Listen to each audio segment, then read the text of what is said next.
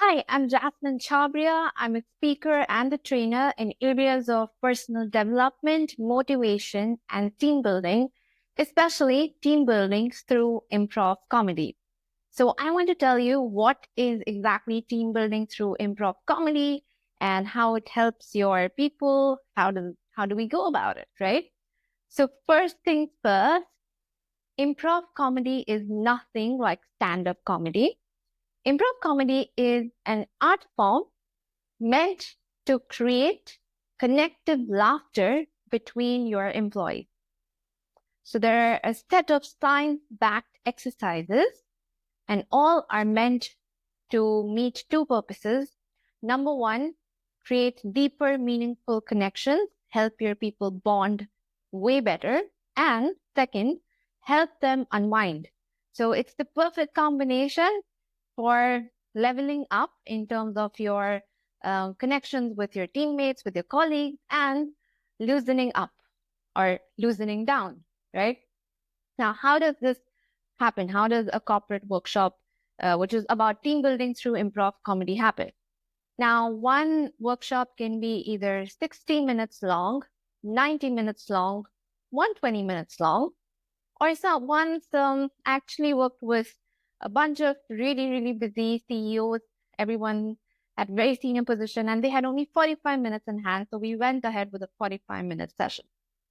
Now, in this entire time duration, there are science-backed exercises, and all are meant to help you really, achieve these two things, bonding and unwinding.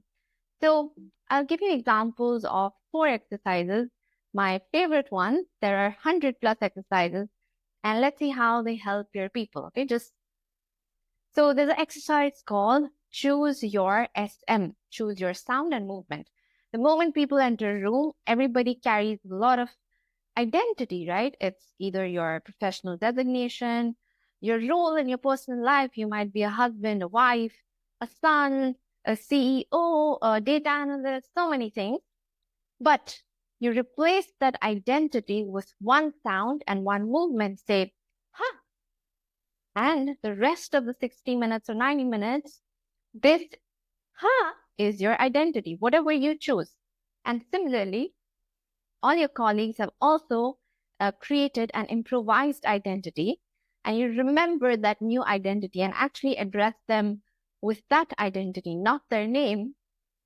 I want to train minds to understand the concept of small acts of remembering, like R equals to remembering and R also equals to building relationships. Remembering small things like, hey, what's your hobby? And oh, your child is unwell, or oh, you're interested in this kind of a project. And when the time comes, you push out that cue. You ask your colleague, how's your child doing? Or if someone told me they're a fan of the Liverpool, and if in the next football match Liverpool wins, I go ahead and wait after 6 months and congratulate them. Or if I know someone wants to really be a part of a project, and when I'm doing it, I, tell them, hey, would you like to be a part of it? Now, this will of course make you feel very special, very acknowledged, and it's a way of saying that, hey, you know what? I am there for you, and you feel supported in your growth. So, training people and their minds in small acts of remembering.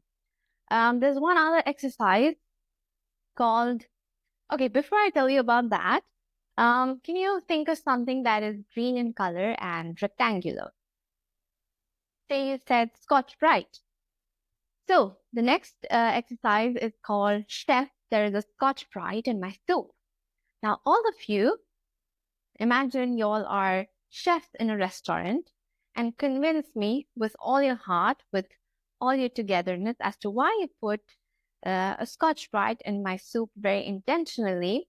We bring out aspects such as trusting your teammates and really standing up for each other, truly caring for each other, and supporting each other's ideas. There's an exercise called office excuses. So think you're late to office and your colleagues have made up some reason and told the senior as to why you're late, some excuse.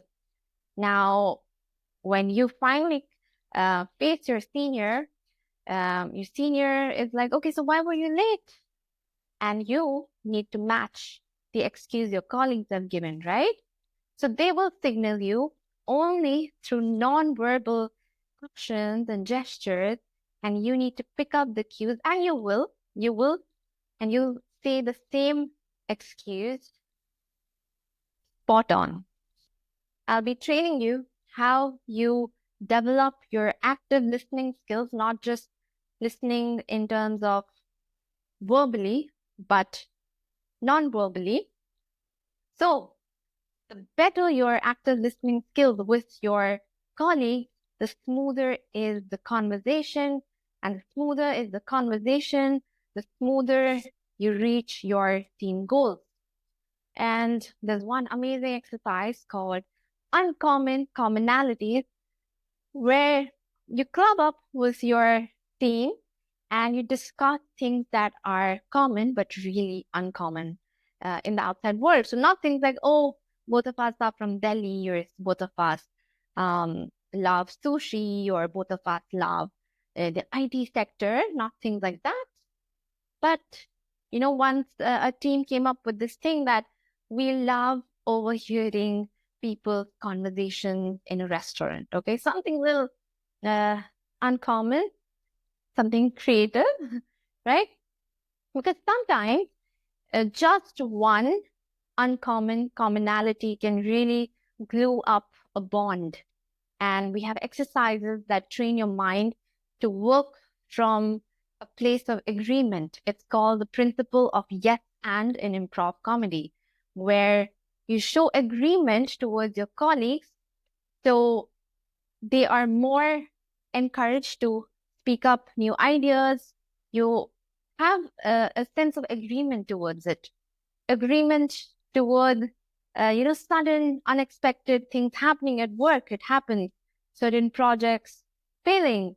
Agreement towards tech failures, right? And a lot of different exercises. Some are for building group mind, some are for trust. And as you can see, it's not those traditional team building exercises like, the trust fall and all of that. This is an art form. And what's so fascinating is that it's backed by science. So research shows that when an MRI is done before and after a session, just a 60-minute session, the results are amazing.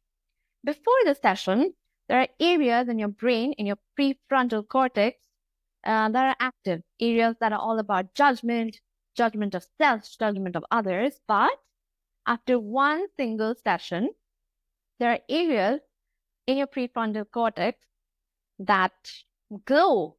So the areas related with judgment mellow, and the areas that glow are all about social interaction, creativity, language. Isn't that awesome? And I customize every session. I speak to the company, the CEOs, the HR. So sometimes, there was one software company, they told me a lot of their people work remote. So they want everyone to come together and just experience a deeper rapport, deeper connection. And once there was a pharma company who told me that their goal is that, their people improve their decision-making skills. So I incorporated that into the workshop, and we use those exercises that can help decision-making, right? Now, irrespective of the fact you do this session with me or no, I just want to tell you that if you ever come across an improv comedy session happening anywhere, just experience it for yourself, because it's really a lifetime experience. You will discover a side of you have never probably known till now. And I guarantee you that you might just go like, oh, I didn't know I also have a lighter side, or I can also be silly, or I can be so creative, or I can think of ideas so quickly. Wow. Right? So that's that in this video. If you want to explore more about team building through improv comedy or have questions, let's speak. Thank you so much.